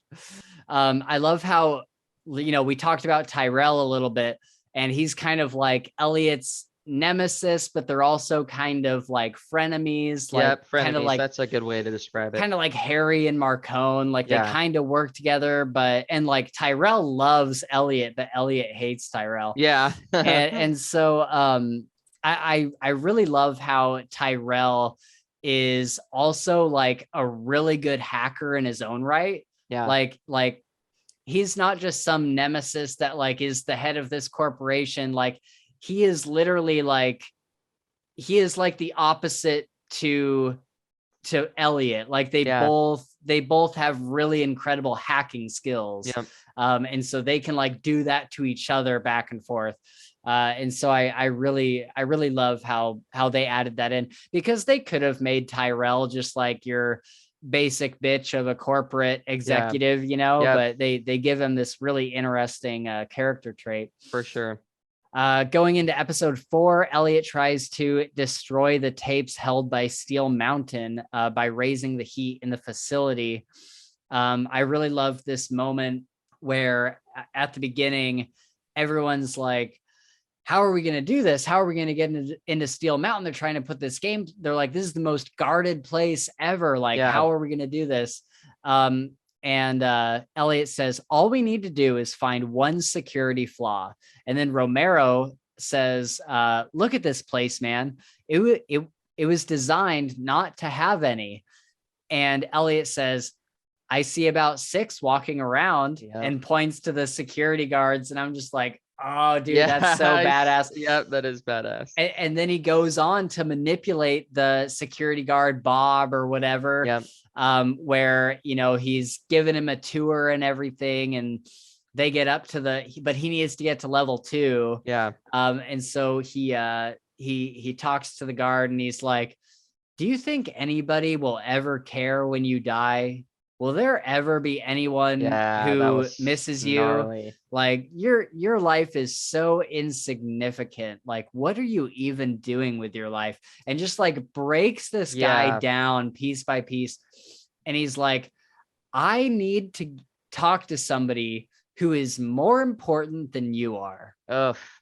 And it just breaks this poor man. It broke me, dude. I was like, holy that's like, so that was like hurtful. Like on a deep level. I was like, my heart hurt for the dude. But he and the other half of that is that Elliot has part of his inner monologue where he's like, wow, I'm really doing this to this guy right now. Like, holy crap. And so he definitely, like, it's not like, of course, on purpose. I mean, it is on purpose, but it's not because he hates the dude. Right. So that is a little forgiving, but it was harsh. Yeah. And he even goes to while they're waiting for the that lady to show up, he even like is about to apologize, and Mr. Robot says in his ear, like, don't apologize. You have to play it. You have to play it. And dude. And then she comes, she's like, I gotta take you down to the lobby. I don't know who the fuck you are, but you know, and so they're waiting at the elevator, and Mowgli, the guy with the long brown hair, he's like, oh, I gotta find a way around this. Like, we don't know anything about this lady. And so he starts getting on his computer and he's like, wait, people are just people. They all fear the same thing. They all have the same like basic desires and needs and emotions. And so he uses like a proxy server or something to text her from her husband's phone saying, I'm at the hospital. It's everything we feared. And she's because they looked like on her records and found out that like her husband had cancer or something else, or like something was going on. Okay. Yeah. That's wild. That's social engineering. Remember we were talking about that in the car. Yeah, dude. And so I love that scene, because even rewatching it, I was like, I can't remember how he gets out of this. And then they did that, and I'm like, oh my God. And then Elliot runs to the stairs and runs into Tyrell. That was great. Oh, and then so before even that happened, sorry, I got way off track. Before that happened, Elliot runs out of Suboxone, and he runs out of morphine and stuff. And so he's starting to like see things like these men in black suits, like following him and keeping tabs on him. And then they go on the road, and doesn't he end up going to get a shot of heroin? Like, right? Because like, where does that fit in? That this was after he started detoxing and before they could go to the mountain. So that didn't happen. So sure, of course it didn't. Of course it didn't. So because even I, on this last rewatch, I was like, wait, like people, because when that whole scene is happening, when he goes to the dope house, someone interacts with Mr. Robot. Oh. And so I was like, wait, is that like a plot hole? Like Mr. Robot, like he's talking to this guy, like that's obviously not how this works. So like, did they just accidentally leave that in or something? But he's so first he's in bed, he's detoxing. He's like, I just need one shot, or I just need one pill or whatever. And so Mr. Robot and him are like limping up to the dope house. The junkie talks to him at the front door. They go inside, gets his dope. He shoots up, and then the whole place gets like shot up. And then he goes into this weird fever dream, and there's a lot of like just really weird shit that happens. We see like him and Angela, and she's like they're like dating or something, and they're eating dinner and all this stuff.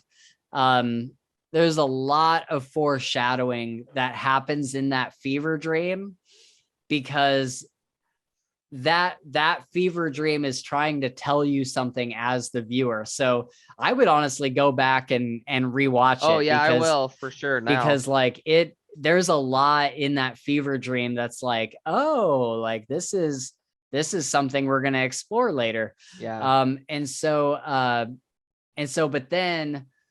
But then he wakes back up in the bed and he's still dope sick. And so he never left in the first place to go to the dope house. That it was all in like a fever dream while he was detoxing, Yeah. kind of Okay. thing. And so yeah, that was pretty great. I thought it was funny that the junkie house itself was like that's not quite how that kind of drug house works. Like, Yeah. like there are houses that like you can show up, you pay the guy at the front door, you go in and get your dope or whatever. But I don't know. There was just like a lot of things in it where I'm like, that's not quite how it works. Like just paying some like random amount of money at the front door and then the guy inside like giving you like a full shot of heroin, and like Yeah. I just I think that and I would totally agree. It definitely was off, but I think that the reason for it being off is because it's kind of like more of a general, somebody that has that never doesn't know. done Yeah. drugs, yeah, or whatever else, and kind of like has heard stories, like would think it Right. would work, right? So it kind of fits the thing. But Yeah. I agree. It was weird. Yeah. And I thought it was funny how like I wrote down, I'm like, and there's never some 10 out of 10 gorgeous Yeah, girl to help you do your drugs, like to help you yeah, shoot up. yep, for sure. Oh yeah, I love this quote when Elliot was going through his fever dream. He's talking to his squid his little beta fish or whatever in the fish bowl. Yeah, And the fish is talking to him. He says, there's only one thing you can do for a brother in a fish bowl. And Elliot says, what is it? And he says, move him to a goddamn window. yep. I love that. Okay, so I'm not going to do any spoilers, but I am going to like kind of put some quotes out there from the fever dream that are like some major foreshadowing. And some of the foreshadowing we get answered by the end of this season. So Angela tells him, you were only born a month ago. And that is kind of like a month ago is like when he started seeing Mr. Robot. And so that kind of coincides. Like I'm trying to be really careful, but she says you were only born a month ago, which is when he started seeing Mr. Robot. Oh yeah. And then the very end of the fever dream, they're talking and she says, isn't it obvious? You're not Elliot. You're the, and it cuts off. Yeah. And it's like, I literally, when I was watching that, like I stood up from my chair and I was like, oh my God, like that was so nuts. Like, cause that had totally like gone over my head when I first saw it. And it's like major fucking foreshadowing. Dang. I just loved it. I love this whole fever dream. Like it's all super weird, but it's all like extremely relevant to things that happen in the last season. So that was my like geek out moment. And then, okay, so episode 5, Angela breaks up with Ollie. What did you think of their like relationship? Kind of that whole situation where he's like cheating on her and all stuff. Any thoughts? So I mean, it was shitty. At first I didn't, couldn't have guessed that. He seemed like a very nice guy from whenever. And of course, Elliot doing what he does with every new person that comes into his life, finds out that no, he's cheating, lying, kind of a bastard. And so I thought, I was like, this is pure karma when they, when he put that disc in the computer and basically got hacked, and they're like, if you don't do this, like you're fucked. Yeah. And he does it. And then of course Elliot uses some leverage on him too and whatnot. So I was glad that he got what was coming to him, Yeah, basically. for sure. I loved in this episode, he so he's cheating on Angela, right? And then this whole thing with the disc happens. He shows her the pictures and he shows her the disc and everything. And he's like, we need to find a way around this, because if this is like, if anybody finds out that it was me that like put this and this is before, I think this might be, yeah, this is definitely before Allsafe gets the virus from the disc. He's like, if this virus happens and they find out that it's me, like it'll ruin my life. Yeah. And Angela takes the disc And does it on and his does computer. it. Yeah. And she comes back home. She tells him that she did it and that she's breaking up with him and leaving. He says, he's like, did you even think about how this is going to affect me? Yeah. And she looks him dead in the eyes and she says, yes, I did. Yep. Oh my God. It's Yeah, just this dude. moment, because it's like, did you think about how you like cheating on her would Yeah. affect her? Yep. Like, did you think about how that would affect her Saying life? instant Like, karma, dude. That was like a huge karma smack to the face. yeah. And so I loved that whole thing. Angela is a badass bitch, and she has quite the storyline, quite the like the character arc. Yeah. In this show. It's I can see that. pretty interesting. Oh, I guess this was the episode where Elliot breaks into the mountain. That's all good. I loved the scene with Tyrell and Elliot, how they go into the cafeteria and he kind of manipulates the situation because he knows it comes back to Elliot knowing people, because he's good at like, he's hacked so many people. He knows like what kind of people, like what kind of person someone is, right? Yeah. And so he knows that like ego is a huge thing to Tyrell. And so he says, you eat here? Really? At the cafeteria?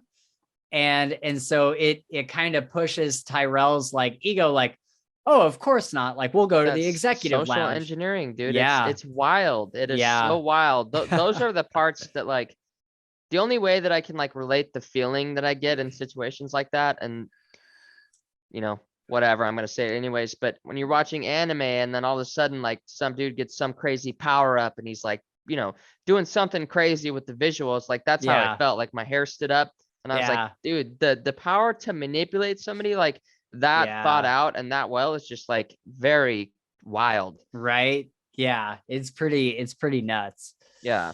I love the dinner that Tyrell has with oh yes, the guy and his wife, the new CTO. Yep. He's like asking to be his right hand. There's a pretty funny quote where I think his name is Scott Knowles.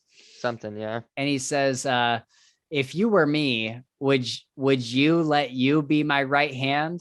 And Tyrell turns to him and he says, if I were you, I wouldn't have even let me in the house, and just smiles. Yep. And I'm just like, oh my God. It's so for sure. And in that scene, you know, he's playing, he's looking for weaknesses and he's like, all right, the guy's wife can be a weakness potentially. Right.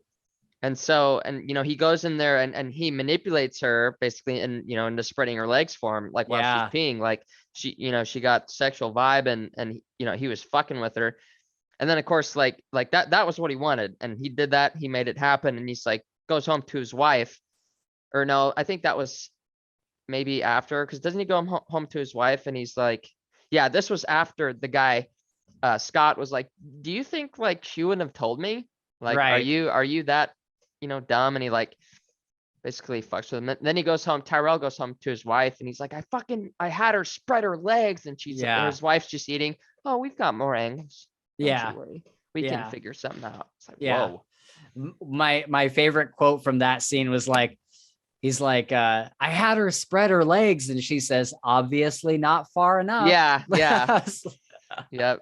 I love that. And But and yeah, then she recommends like, and I maybe you know this, but she recommends a different course of attack, and he's like, oh, okay, that could work or something like that. yeah. I forget exactly what it Yeah, was, but yeah, basically the next step was to like you need to go fuck her. Like you y- need to, yeah, take her out. yep, And I love that scene. Well, it's probably weird to say I loved it, but I thought it was just a very like badass like Tyrell thing to do when he goes into that bathroom and she like spreads her legs yeah, and he just says, "Thank you for a lovely evening," yeah. and just Oh, for walks sure. out. Is like, Calculated, oh dude. my god, Calculated. just power move. Yep. And then Vera takes Shayla.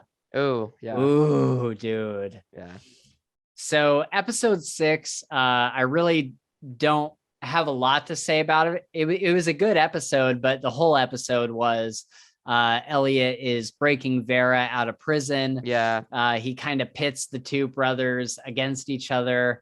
And then, he convinces the brother to when Vera comes out just to shoot him and just to yeah, kill him. And then he could take over the criminal empire. yep, And I did love the scene where Elliot goes in to visit Vera in jail. And he's like, I own you. Like, I hacked your brother's phone. I yep, have all of your contacts, all of your shipments. Like, I can ruin you with one click. yeah. And every 24 hours, if I don't disable the thing, it's going to It's go set to off and auto send. yeah, Yeah, it'll ruin everything. And so I loved that power move. And then so when I saw this episode for the first time, I was literally in tears at the end of it. At the end, we find out that Shayla has been dead in the yeah, trunk the entire time. yeah, And oh my God, that broke me. Like yeah, that broke me so hard the first time I saw it, and it was so sad this time. And yeah, it was just, oh God, it hurt. yeah. And then in episode 7, we get a super cute scene of Elliot meeting Shayla for the first time and just kind of how they got to know each other. And we needed that Yeah, after the end yeah. of episode 6. A We little bit of really, light. yeah, Yeah. exactly. And I forget what the song was that was playing in the background. I have it saved on my Spotify. But the song that was playing in the background was just absolutely excellent. That's another thing about this show is the music is so good. The music in this show is just phenomenal. So yeah, basically he was looking for Suboxone, and she says that she can get him some, but it's from like this complete psychopath. She kind of makes a joke about it, like, yeah, I can get Suboxone, but the guy that I have to get it from is It's really crazy. scary. Yeah. And he's like, yeah, if you can get it for me, like that'd be great. And so that moment like literally led to her death. Like For if sure. if if he hadn't needed like Suboxone or Yeah. whatever, like she would have never met Vera. And so that's why he's got like all this guilt Yeah. over all this. Um, oh, and this is the episode where Tyrell kills Sharon on the rooftop. Which is Scott's wife, right? Yeah, Okay. Yeah. yeah. Any thoughts about this or how it went down or anything? Yeah. It was. So let me ask you this. Would you say that it was kind of a moment of rage thing, or was it like premeditated? Like, did he say like, I need to kill her? That's a good question. Yeah. Cause I can, the more likely scenario for me is that it was something like kind of like a snap, like he snapped a little bit. Yeah, But I think that he meant like to do her harm or to yeah, like do something that was gonna give him a leg up. right. But like at the Or time, like give her a leg up. yeah, yeah. Hey. Hey, I didn't see the point or what the gain could be from that other than, and unless it destroys Scott Knowles and then he steps back from CTO, but like I don't think that would happen. So I don't know. I felt like that was like kind of not misplaced, but like just a surprise, I guess, for lack of. Yeah, I think to some extent it was premeditated, but I think that if it was really really premeditated, he would have like had his gloves with him Yeah, and yeah, and all that stuff that he takes with him to beat up the bum. yep, Um so that is a good question. I think I would side with you that he went up there just to have sex with her and like destroy their yep, relationship a little bit. But then like as like they were like making out and he like put his hand around her yeah. neck, and as he started squeezing tighter and tighter, it just took control And of he couldn't him. stop. Yeah, And I think that it was revenge for Scott Knowles, be like, saying what he yeah, did yep, and just trying to get back at him and like ruin the guy's life. for sure. Um, and so I think in that regard, it was premeditated in the way that he's like, I need to do something to destroy this Yeah, man. yep, And then of course there's the scene, I think maybe in the next episode or the one after that, he gets fired from Evil Corp, and Philip Price comes in and he's like, hey, like, I believe that you didn't do it, but there's this whole scandal around you. People think that you killed Sharon Knowles. yeah, So, you're fired. And that kind of yep, leads to like this whole thing. yeah, If he hadn't gotten fired, he might have found a way to be the new CTO. yeah, But definitely. oh yeah, and then something I think I noticed in this episode was that everybody in F Society, like when we first meet Mr. Robot, it seems like he's the leader of this whole Yeah, organization. But something that's interesting to realize the entire time, not only were people like not talking to Mr. Robot, but they were also like deferring to Elliot as yeah, their leader. And so I thought that was kind of interesting. Elliot goes back to his therapist and asks for an appointment and tells her everything. It is both extremely creepy and very emotional, as we see him battle with his depression and loneliness. He tells her that he hacks her webcam, porn, texts, everything. And he does this to everybody he meets. everybody. Yeah, Yeah. And, he says that it's like, he is such a lonely person that he needs, like, this is how he connects with people. yeah, Um, and this is such an interesting scene because you could look at it as like a creepy thing, like, oh my God, he's seen me in my webcams and stuff. But for Elliot, like he doesn't have any like drive, or he doesn't have any like desire to like, oh, see naked women through their yeah, webcam or anything.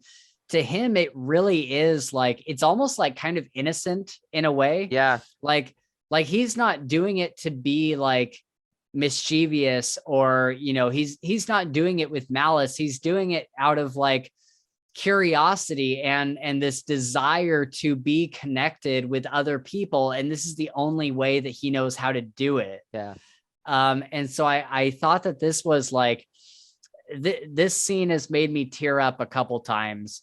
And it's just really interesting to get this part of his character where you know we just kind of get that slice of his life where he's yeah, not like a bad guy doing this stuff. He's just kind of misguided and doesn't really know any better way. for sure. So up next is episode 8, which is one of my favorite episodes. We open up with Darlene is banging some E Corp guy, and then goes to ballet with Angela, and somehow they know each other. And it's like, how is this possible? And they both know Elliot.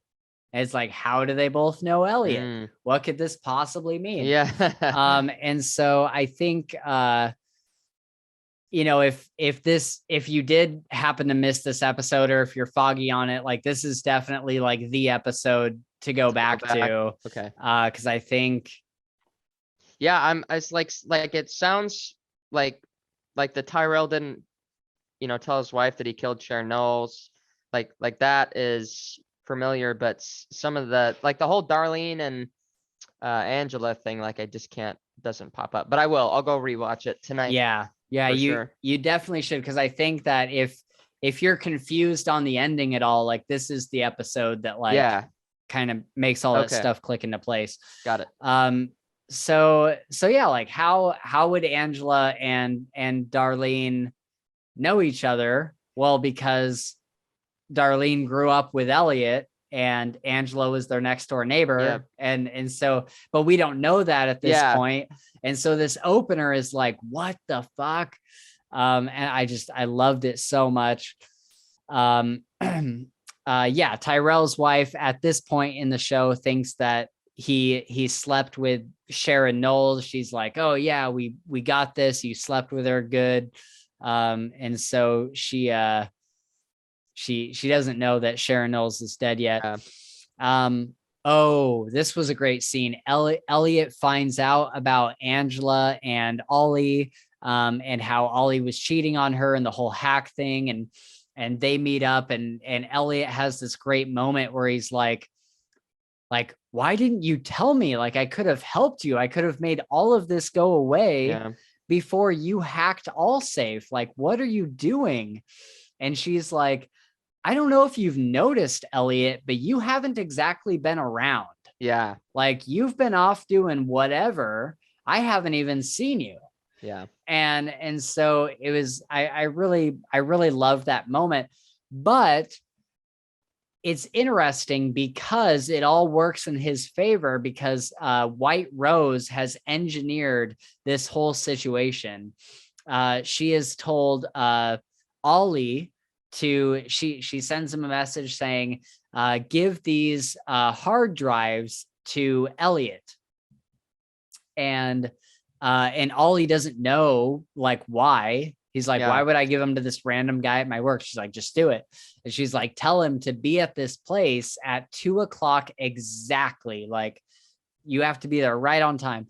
And so that's when Ollie goes over to Elliot and he's like, dude, please take these to this place. And Elliot's like, why are you having me do this? Oh, like, what the fuck? Yeah. Yeah. And Elliot was told he doesn't, at this point, he doesn't know that White Rose and Ollie are involved, or that the Dark Army and Ollie are involved.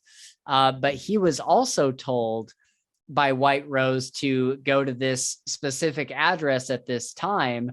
And so White Rose makes all these things kind of come full circle to lead to the same outcome. And so he shows up, he meets with White Rose.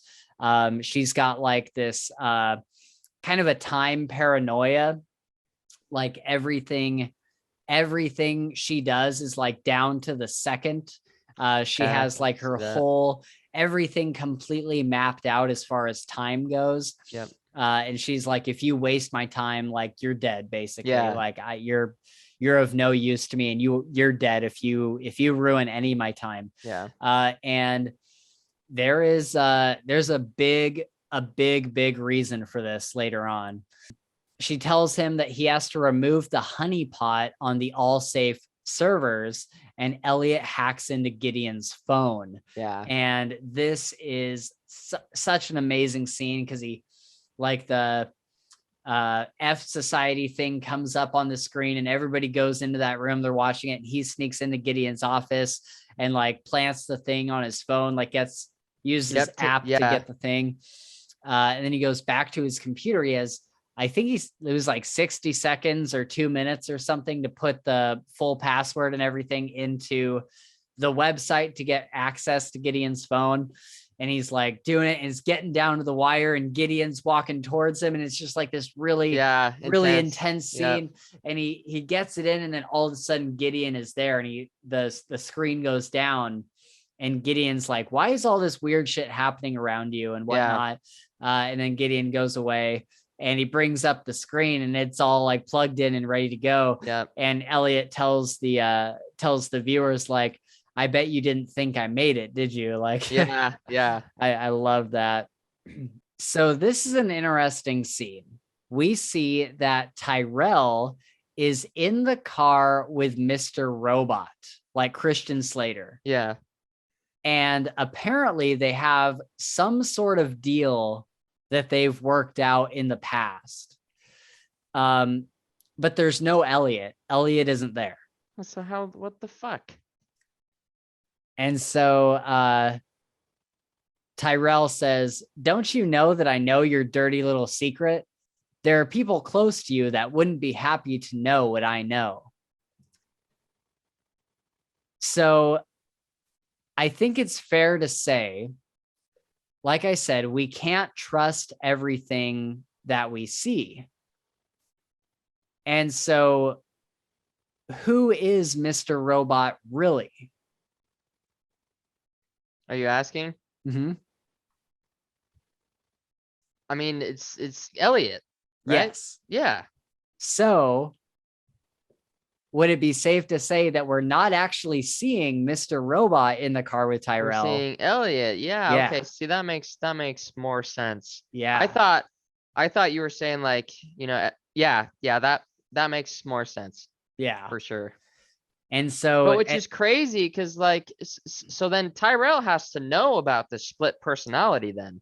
Like he has to know that the Elliot that he's been dealing with is ignorant to the yeah. stuff that is, which is wild to think about. And then Yep. also like you have to think, why is he keeping that secret? Like he could blow the whole thing out of the water. And so there's, yeah, potential is into this, dude. I'm telling you right now. Woo! That's how, yeah. Yeah.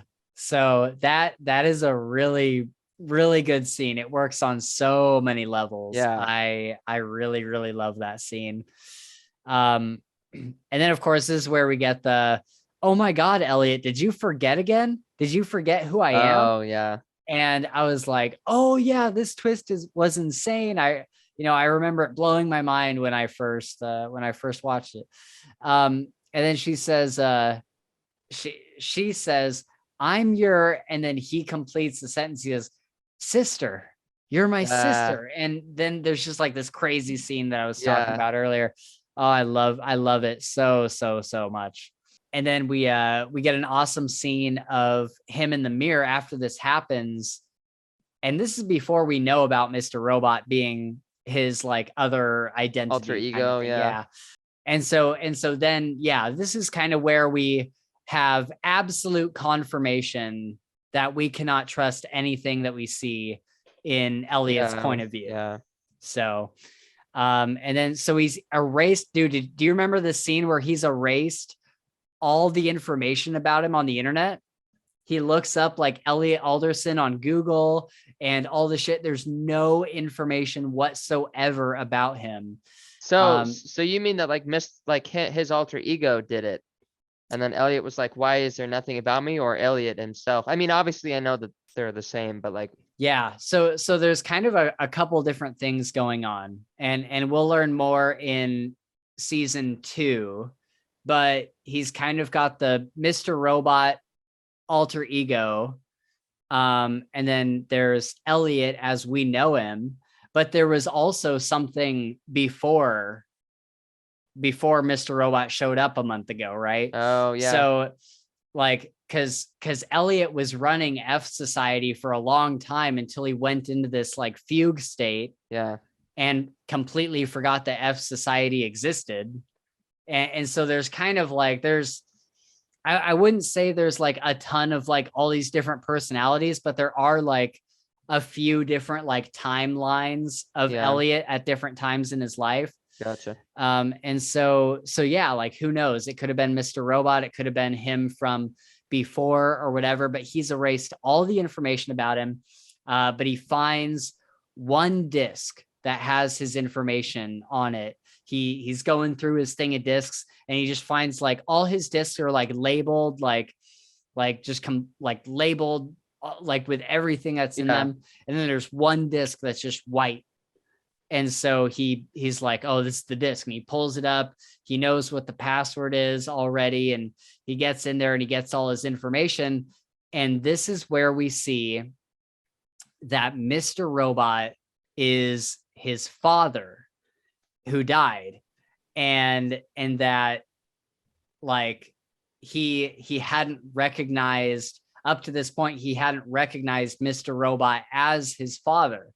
And so, because before we never got any like family pictures, we Yeah. never got anything like that. So we Yep. had no idea what his dad looked like. But then once he finds this, like there's, Mr. Robot and Elliot like on a bike, like he's helping him Yeah. learn how to ride a bike and all this stuff. And so that's like this big mind-blowing moment. And you think that that's the twist, that, that Elliot was just like in this fugue state and forgot that Mr. Robot was his father, in the same way that he forgot that Darlene was his sister. Yeah. And it's an excellent way. Like the writers were so smart to put these two twists in the same episode. Yeah. Because we learn about the Darlene being his sister thing. And so we're already introduced to this idea that he forgets things. Yeah. And so then when this happens with Mr. Robot being his dad, it's believable for us as the viewer to be like, oh, okay, yeah, that checks out, because Elliot has like these Yeah. fugue states where he forgets who everybody is. And so they leave us there with us thinking that that is the big twist. And then it also kind of leads me to ask, like, how many times has this happened before? Yeah. How many times has he gone into this? Because Darlene says, like, did you forget who I am again? Did this happen again? Yeah. And so it's clear that this has happened a few other times. And then at the end of the episode, Mr. Robot shows up and says, I think we should talk. Oh, so in episode 9, we get this intro scene where we see Mr. Robot in his store, his Mr. Robot store. And this guy shows up and he's like, hey, when I came in and bought like whatever it was, like a mouse or something, he was like, your son stole $20 or something out of my wallet.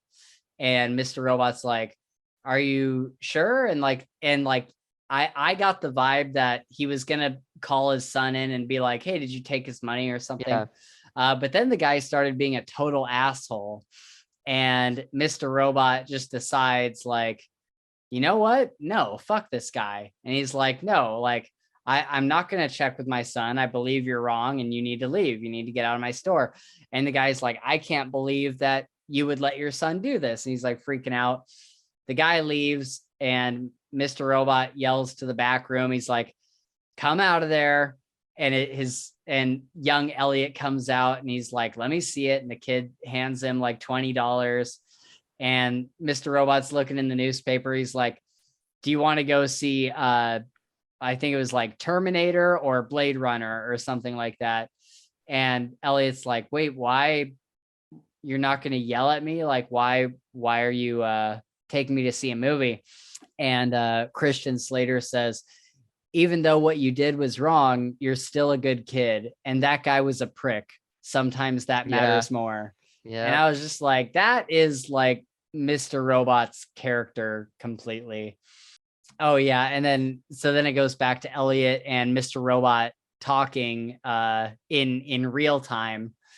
And he's like, or what, was it at the apartment or was it somewhere else?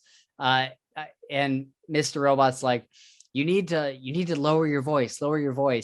And Elliot says, lower my voice? You want me to lower my voice after you show up at my door 20 years after your supposed death?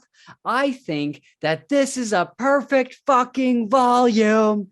And dude, I thought that I love that scene so much. Mr. Robot tells Elliot that, like him seeing the shrink popping their pills is part of his issue, to make him forget what they want him to forget. But what's the truth? Is he sane when he's on the pills? Is he sane when he's off them? He's obviously got some mental issues, schizophrenia or something like that. So that's just another one of those mysteries, dude, that's fun to like try and pry apart. Yeah. And that's kind of the question going forward too, is because if I remember correctly, the therapist starts like introducing the pills again, and it's like, well, is the Elliot who is on the pills the Elliot Or who started F Society, or is yeah, it like when he's off the pills that he's like this hacker genius Yeah. kind of thing? And so it kind of takes you down the rabbit hole of like, what is reality? I mean, that's really what the entire for sure. that's what the entire show is about. Like, what is real? Yeah. And so that kind of brings in another element to it. Yeah. So then we get the big reveal in this episode, like the big major twist where Elliot pushes Mr. Robot out the window of their old home, but it's actually just Elliot falling out of the window. And then we see them like hobbling to the cemetery, and Mr. Robot's like, I gotta show you something. Like, I gotta, you know what? Do you remember this scene at all? Kind of, yes. Okay, let's do this. I'm gonna do something here. Hey guys, this is Spencer doing a voiceover here from the editing room. YouTube actually copyright blocked this video. Not only copyright claimed, but copyright blocked this video when I tried to insert this clip and the one in the intro.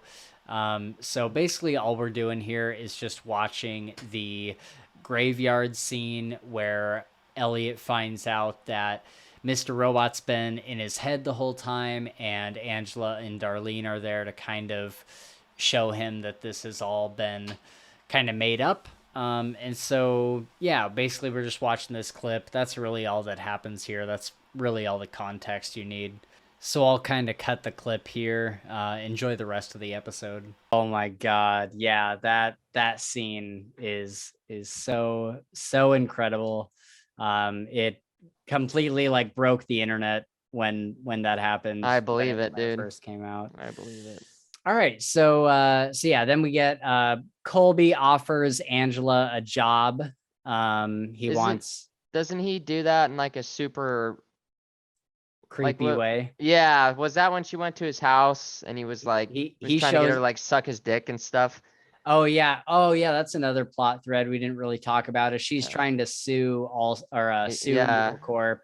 But so she does all that, but then he shows up at her house. Oh, and makes her the offer. And he's like, I have a job for you. She's like, why would I work for you? He's like, in business, we don't care about like animosity. Like, if you're a good business person, like, we want you on our side. Yeah, like, basically.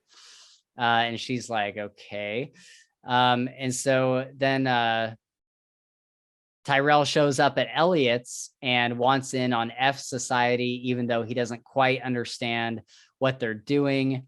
Elliot takes him to the home base, and Where Is My Mind by the Pixies play in the background, which is just excellent. And so he's officially bringing Tyrell into F Society to be one of the hackers. And Tyrell says, I always knew we'd end up working together, Elliot. And yeah, this is what I was talking about, where he's like, all right. So then episode 10, any thoughts on episode 10? Yeah. So the scene between Elliot and Joanna Wellick, when they were kind of, it seemed to be like in passing, he just walked up. That was like one of the most electrifying scenes that, like, I don't know, you could just tell, like on the surface, he was, where's Tyler? And she's like, oh, he should be back soon. But in every word and sentence that they utter, you can tell that there's like this fusion bomb that's like ready to like explode, but they won't ever let it, because that's not how they roll, Right. Like they're strategically doing this while thinking, I don't know, but that was super, super intense. And it just shows like the, not tenacity is not the right word, but it shows the prowess of Joanna too. And kind of her mind is very sharp, as Tyrell's is. Yeah, for sure. Yeah. What'd you think about Angela's boss blowing his brain out on live TV? That was wild. Yeah. That was wild. And there, so just for me clarifying, so when you say Angela's boss, this is her new, or new boss where, at what? It's wherever Colby was working, which I think is like a subsidiary of Evil Corp. Corp? Yeah. Okay, yeah, yeah, Because it definitely is some sort of branch of Corp, because Philip Price is there, who is like the guy that runs the entire thing. He's like the very top head okay, gotcha. of everything. And this is kind of where we see, if I remember correctly, this is where we see Terry Colby, the guy that she was suing. Yeah, This is where we see him kind of go away, and Price comes in, and he's kind of like the big bad guy. oh, okay. And so now she's working for him, but her boss that was like directly above her, or like the guy that she worked directly for, was what's his name? James Plouffe. And so he's just introduced for like 10 minutes in this episode. It's the only time we really see him. And he, the reporter is asking him, like, what are you guys going to do? Like, all your money is gone. Like, what's going to happen? And like drilling him with questions. And he's like, you know what? You're right. We're all completely fucked, and just blows his brains out on TV. Okay. Yeah. And I thought it was interesting how Philip Price, like she's sitting in the lobby, and Philip Price comes out, and at first it seems like he's really like sympathetic, and he's like, are you okay? Like, of course you can take the day off, whatever.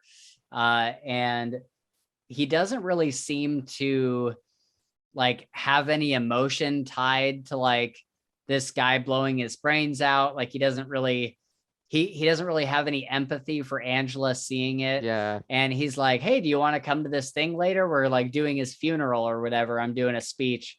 And she's like, no, like I need to go home for like 3 days and think about all this. He's like, okay, it's up to you. And then he puts money down on the table like she's some like cheap whore. Yeah. And he's like, you should get yourself a new pair of shoes, because she's got all this blood in him.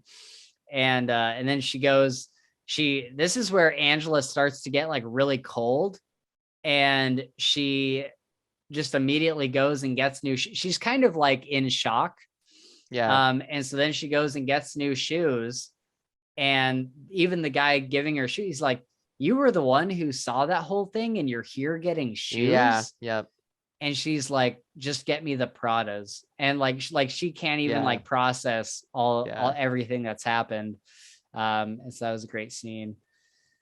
The scene with Elliot and Mr. Robot in the internet cafe was awesome, because we see in this scene that Mr. Robot can rob Elliot of all control and make him do stuff. So like when they're standing side by side, like bickering back and forth, Mr. Robot can physically take over Elliot's body and make him do things. Yeah. Like look like he's getting punched. Right. Jumping to the side really fast. Exactly.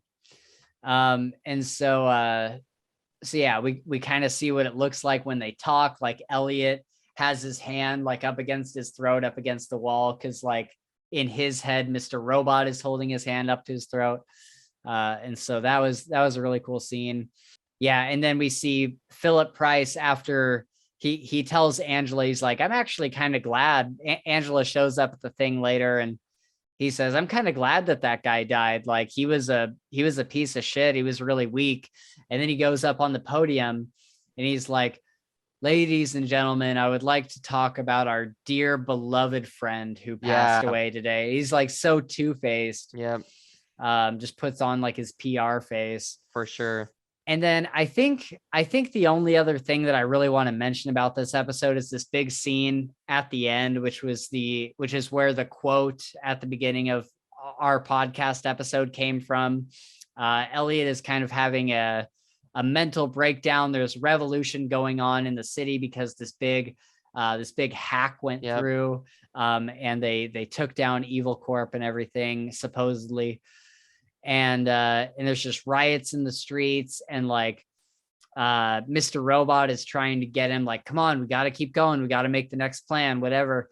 And Elliot's like, stop, you're not real. And like it becomes like this whole mental breakdown. And so they kind of come to terms. And because, you know, the whole family, like the mom and the son that he's been, the younger Elliot that he keeps seeing shows up. And they're like, you can't get rid of us. Like, we are here to stay. Like, we are a part of your consciousness.